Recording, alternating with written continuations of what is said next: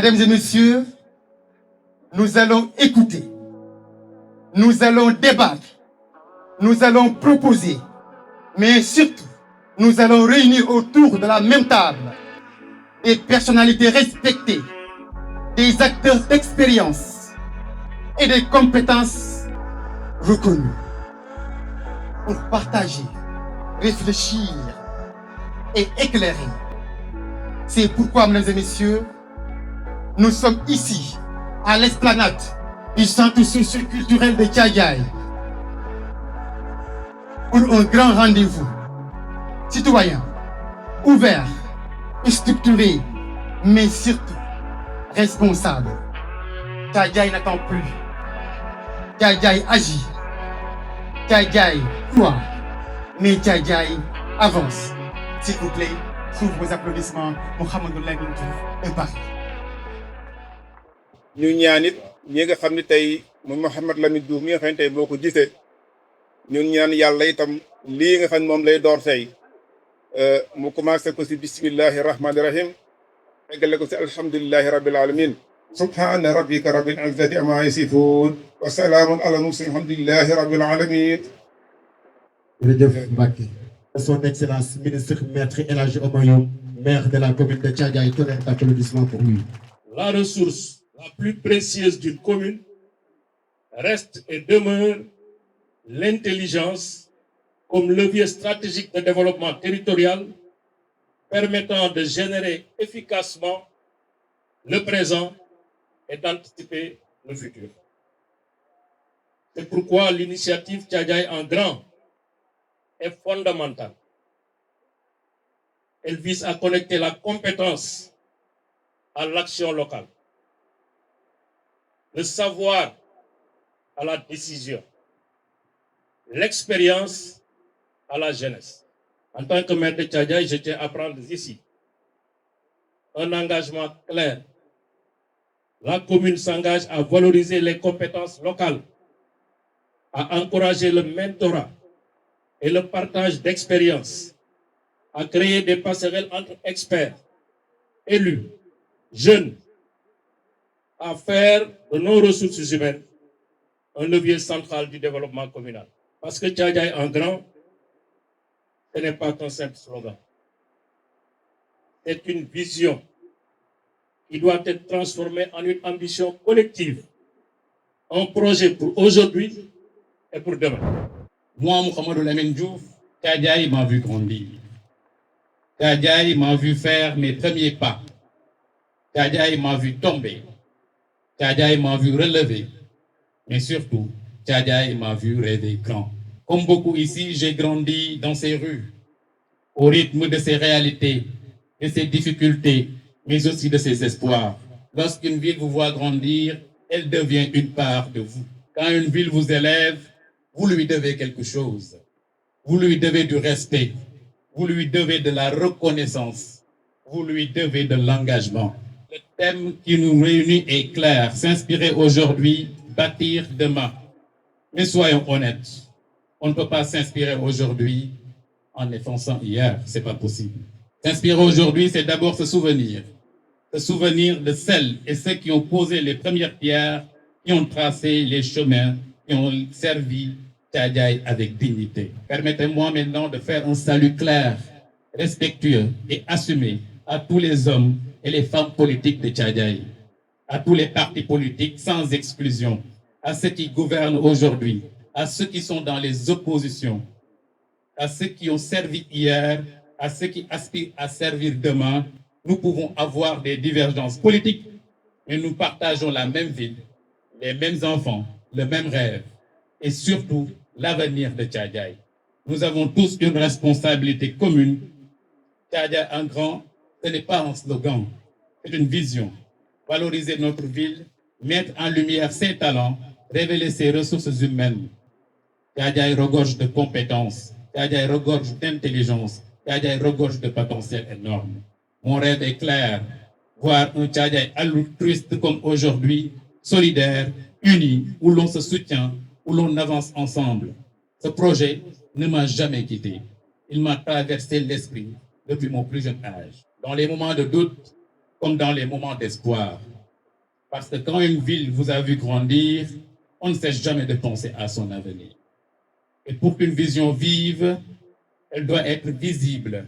elle doit être partagée, elle doit être portée. Aujourd'hui, Thiadiaye est en train de faire sa part.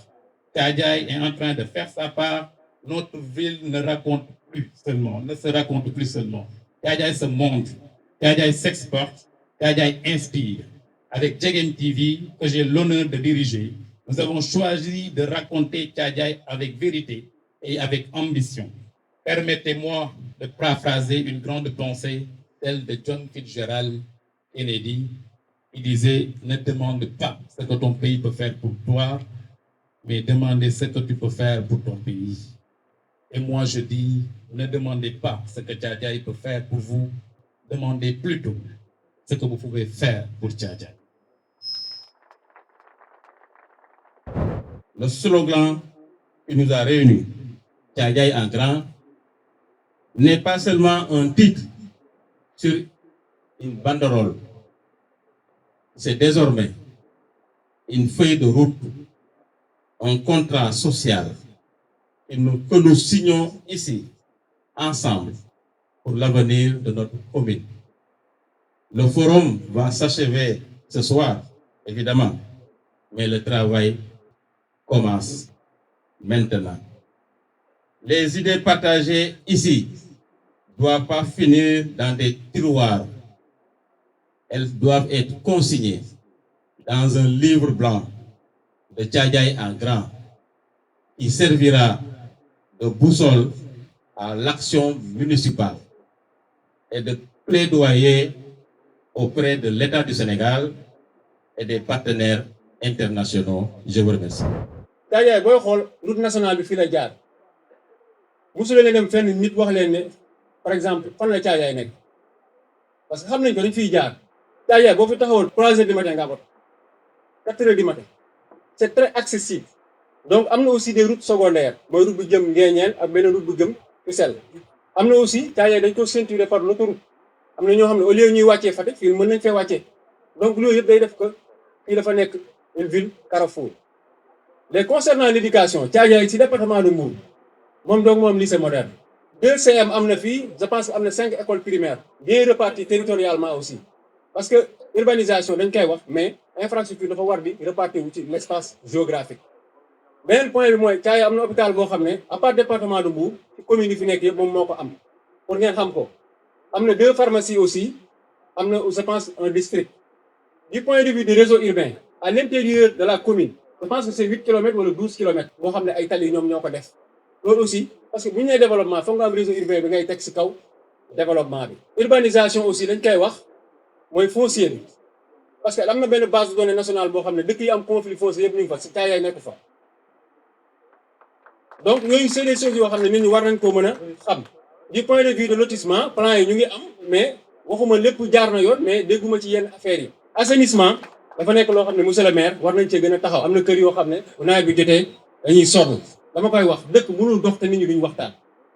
Il faut que les gens mettent de côté les égos et tout ça ils se réunissent autour de l'essentiel parce que nit ki mën ngeen ànd mën ngeen bañ a ànd mais après bu Thiadiaye taxawee nit ñëpp fàttali accès à l'information monsieur le maire aussi plateforme de mairie bi war nañ gën a góorgóorlu ci loolu. Du point de vue de l'espace vert urbanisme quartier à l'intérieur des quartiers amul espace vert donc mën nañ ko corriger espace bu ñu gis boo xam ne ci biir Thiadiaye la nekk ñu defar fa loolu pour xale yi am fu ñuy foyee parce que aussi lotissement du kër kese soo jëndee kër jënd nga espace vert jënd nga juma jënd nga école jënd nga église. 4e point bi moom moo nekk plan d'éducation environnementale parce que constat bi ñu def mooy Sénégal boo duggee ci université yi day rafet mais boo ñëwee ci école primaire wala jardin xanaa peut-être à l'exception de l'école de madame Seynabou Thiam da ngay gis école yi dañuy dégradé wu ñaaw te loolu c'est l'inverse normalement école xale yi ñoo waroon a rafet université yi ñaaw stade bi wax nañ ci Thiadiaye war na am gazon donc loolu nañ ci gën a góorgóorlu jàppale aussi club yi fi nekk ak équipe de basket yi. Je peux quitter Thiadiaye un jour mais Thiadiaye ne me quittera jamais. Traduit la force de l'attachement à ses racines. À travers son projet Thiadiaye en grand ou TEG, il nous enseigne que bâtir demain commence par croire en soi, révéler ses talents et travailler chaque jour pour le progrès collectif. Je suis rassurée de voir qu'au Sénégal, dans une commune nichée dans le département de Mbour, on a une jeunesse qui est déjà sur le chemin de s'auto-bâtir avec détermination et fierté. Thiadiaye dama bëgg ngeen tàccu seen bopp li ngeen def du lu ndaw. mënuñoo def lenn mënuñoo liggéey lenn mënu leen yóbbu Thiadiaye en grand fenn te jiitaluñu jeunes yi il faut ñu am ay jeunes yu conscients yu responsables ndax dessin bi ngeen def ne Thiadiaye bii la ñu bëgg fii ak x année fii ak 5 ans Thiadiaye bii la ñu bëgg fii ak 10 ans fii ak 15 ans comme ni nit di bëggee defar kër dem architecte bu defar ko plan bi da ngeen war a defar seen plan defar seen photo ne Thiadiaye bii la ñu bëgg dans 10 ans nii lay tali yi di mel nii lay nit ñi di am jikko bi la ñu am yii lañ fiy am comme expertise ci santé ci sécurité lii lañ fi war a am ci ay attitude et comportement bëgg nañ suñu santé dootul nekk di santé boo xam ne day faj kese mais dañuy jiital prévention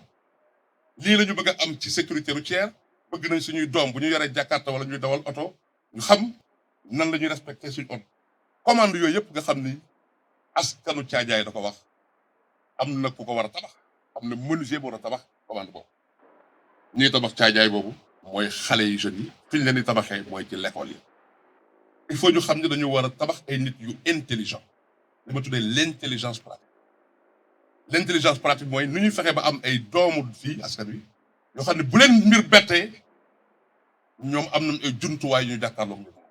esprit critique nga mën a xam lii mën naa nekk lii mënta nekk est-ce que suñu l'école moo ngi tabax intelligence boobu esprit de créativité et d'innovation adduna dafay tourner métier bi am en 2030 ñu kenn suñu xam en 2040 ban métier mooy réer ñoo ngi ciy gëstu de mais ba léegi leeral donc li ñu yaakaar ak ki ñu yaakaar pour mu jubbanti suñu Thiadiaye dañ ko war a tabax ci xale yi ñu màgget boobu Japon bokk na ci dëkk yi ëpp nit ñi fa dem xam nañ ne boo demee doo fa gis benn capar-capar amul ay photo amul ay santé amul nekk ci mbedd bi di sàdd léppay sat mais buñ ko amee dañ leen cee yare ñu màggee ko yar mooy déggal say waajur déggal say jàngalekat déggal ko ca mbedd ba man am na lu ma sañul woon def parce que ma ko defoon su ma moroomu waajur ba ca koñ ba dafay am droit corriger ba loolu gis nañu ko ci seen waajur. Thiadiaye turam yegg na foo xam ne am na ku ko wax léegi ci biir wax bi nee na foo taxaw ne Thiadiaye kenn du laajte fan mooy Thiadiaye parce que fu waaye di dem fii ba Mali fii ba Kédougou fii ba Casamance xanaa nga jël vol mais bu dee ci suuf nga jaar yooni oto bi di nga jaar Thiadiaye kon boo ne Thiadiaye laa dëkk kenn du la ne fuy Thiadiaye kon nag ñun doomi Thiadiaye loolu ndam la ci ñun doomi Thiadiaye loolu lu rëy la ci ñun doomi Thiadiaye aussi lii Lamine bëgg tey samp ko fii ku nekk ci ñun war nañu kon dañ koy sant di koy gërëm di ko ñaanal lii ñu commencé tey mu nekk loo xamante ne ni dina indi résultat yu bare ci dëkk bi ñi ngi commencé nag ku nekk mi ngi jéem ak ci côté bi nga nekk mais li ñuy jéem ku ci téye tëw a bàyyi yàlla dala ciy indi résultat boo xamante ne ni say objectif di nga ko atteindre bu baax a baax. Aimer l'école et la formation. Comme je disais et je le répète, aimer l'école, c'est pas seulement l'école publique ou l'école française ou l'école coranique, mais l'école dans son ensemble. Aimer l'école et la formation. Respecter les règles d'éthique et de conduite dans la société. Yar, engagez-vous pour votre communauté. lépp loo xam ne ni daal yaakaar ngeen ni mën naa doxal Thiadiaye bu leen si xaar kenn oo leen ci moomoo leen ko akimoo leen ko jël leen ko mais surtout nag faites preuve de patience mais surtout de persévérance. Patience, ça ne veut pas dire yaafus mais patience ça veut dire que da ngay def li ngay def sans bruit di xaar ñëw bu ñoree rek dinañ. Et pour terminer, oser rêver grand. Lamine a osé rêver grand, Inch'Allah, et il va devenir grand, Inch'Allah. Il est déjà grand. Mamadou Lamine da nga réussir loo xamante ne yombul Thiadiaye parce que xam nañu Thiadiaye am na boog lu bare loo xam ne xam nañ ko fi mooy da nga dajale ñëpp ak fu ñu mën a jóge divergence clivage politique yi ñooñu ñëpp nga dajale tey pour ñu xool parce que comme ni ko kenn waxee Thiadiaye en grand mënul nekk rek benn concept mënul nekk benn effet de mode mënul nekk dañ ko toog di ci waxtaan pour amuser la galerie dafa war a nekk un nouveau point de départ parce que aussi Thiadiaye dañu raté ay point de départ yu bari yoo xam ne waroon na mën a fexe ñu robb fi nga xam ne fi la ñu nekk tey parce que même bu nekkee ne amuñu ay ressources yu bari am nañu ressource bi nga xamante ne moo permettre à des pays comme le Japon comme Singapour comme la Malaisie comme d'autres pays le capital humain pour développer seen dëkk Thiadiaye loolu la am Thiadiaye capital humain boobu la am moo tax vraiment thème bi nga xam ne moo ñu réunir tey nekk loo xam ne lu am solo mais ma leen di wax rek ne le sport nekkatul ay caaxaan c'est le quart du PIB des États-Unis c'est la première place mondiale en termes de création d'emplois après le pétrole et l'automobile c'est la troisième place mondiale en termes de création de richesse donc may wax ne par le sport vraiment mën nañu développer Thiadiaye mënuñu nag développer le sport sans une infrastructure sportive de qualité te loolu suñu doléance la bu yàgg j'aurais bien aimé que maire nekk fi c'est mon ami c'est mon frère mais du mën noppi di wax ci infrastructure sportive bu ñu bëggee développer fii génne fi ay Sadio Mané génne fi ñeneen ak ñeneen il faut ñu am infrastructure sportive il faut que ñu renforcer le capital humain bàyyi nag état nga xam ne cadre législatif bi nga xam ne moom moo ko war a moo ci war a légiférer. man damay def appel à tous les jeunes de Thiadiaye ñu gën a impliqué wu ci wér-gi-yaram ci biir Thiadiaye rawatina l'aspect préventionnel li tax ma wax loolu mooy tey boo xoolee dans le district de Thiadiaye maanaam la commune de Thiadiaye avec le district qui englobe Ndiéguéniao Fessène Fissel Mbadane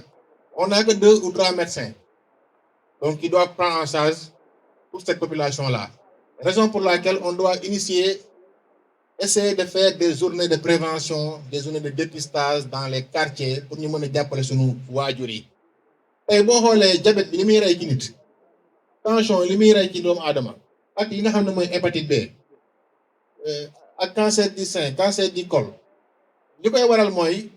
ñu bëri dañ koy am toog ci seen kër yi bu ñu xam lan moo leen dal ba mu trop tard ñu doog a dem hôpital léegi nag yéen jeunes yi nga xam ne yéen a ngi nekk ay am ay ASC di kii def sport la ngeen def culture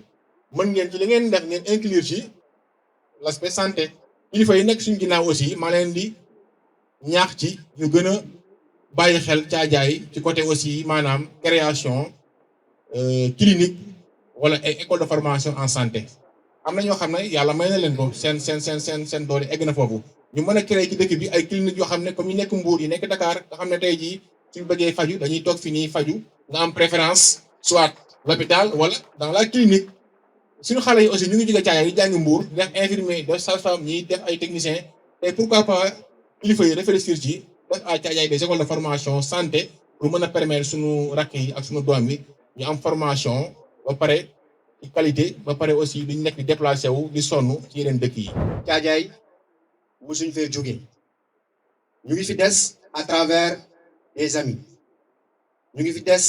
à travers un projet boo xamante ni bi ñu ngi ko fi piloté ak ci juróomi commune yi ci jegem yëpp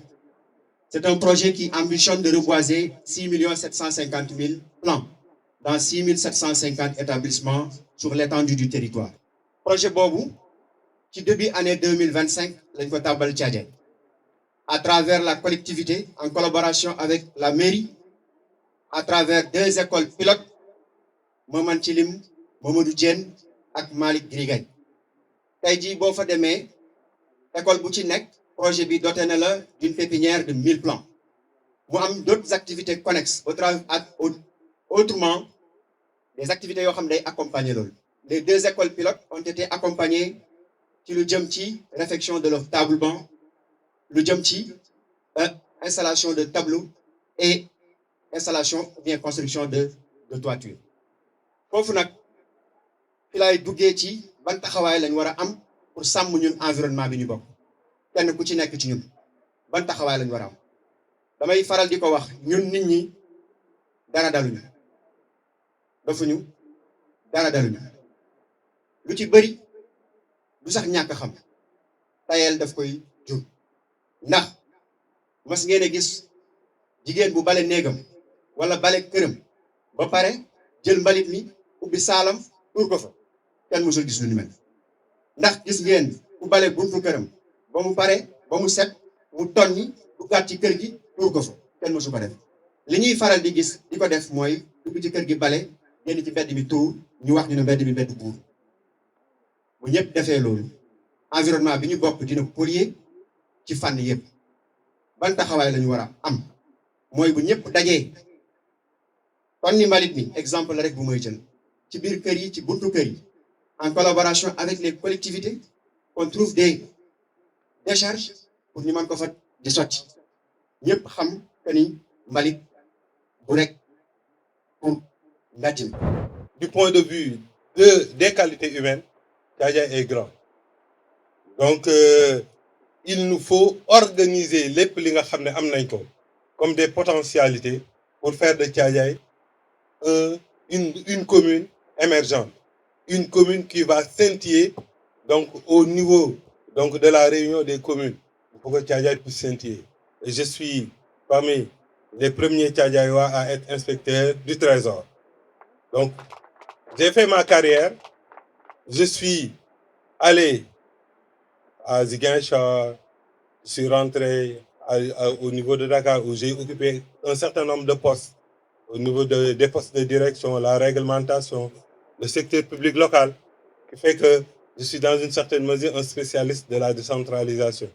Après, à la faveur de l'alternance, de la deuxième alternance, j'ai été choisi pour occuper le poste de directeur général du Fonds de solidarité nationale, où je me considère également comme un ambassadeur de Thiadiaye. Donc, pourquoi un ambassadeur de Thiadiaye? Parce que, au-delà de ce que nous avons trouvé là-bas, nous devions d'innover. Nous devions d'innover, de faire en sorte que ce qu'on a trouvé là-bas, ce fait qu'on est à un niveau 1, qu'on puisse l'amener à un niveau 100, au minimum. Et nous avons essayé dans la mesure du possible de le faire. Et c'est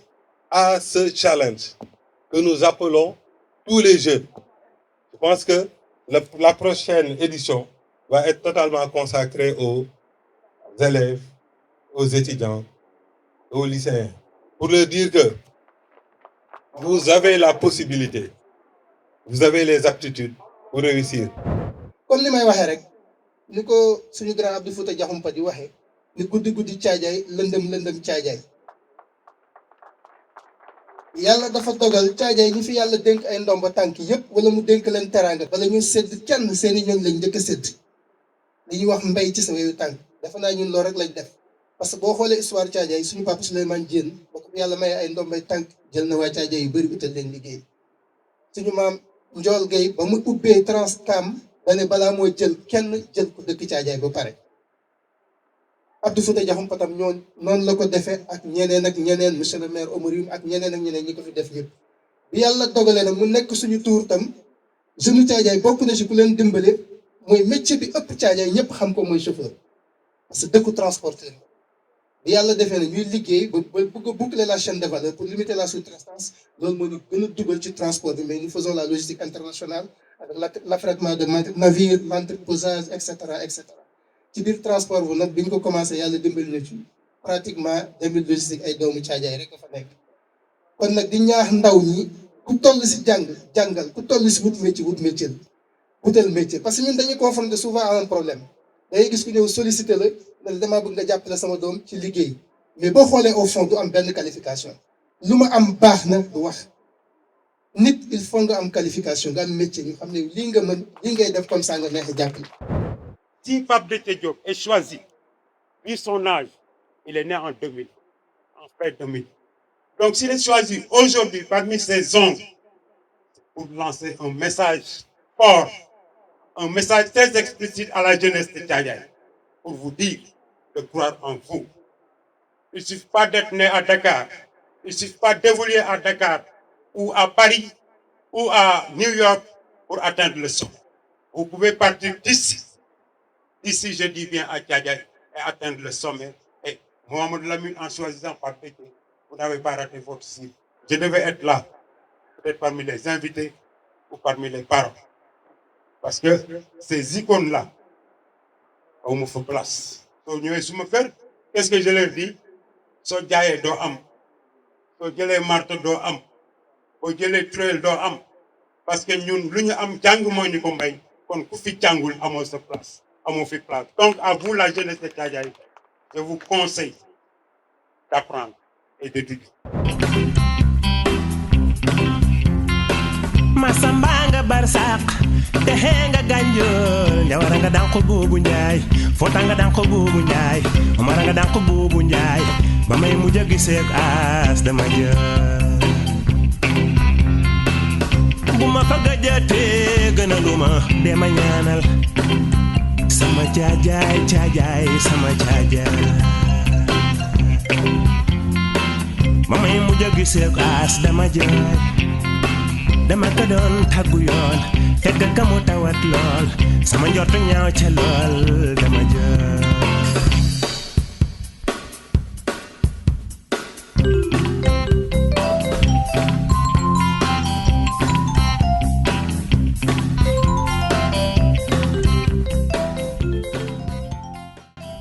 bëgg neex yàlla ñoom ñëpp ñu ngi jàppalante suñu biir de même que Monisco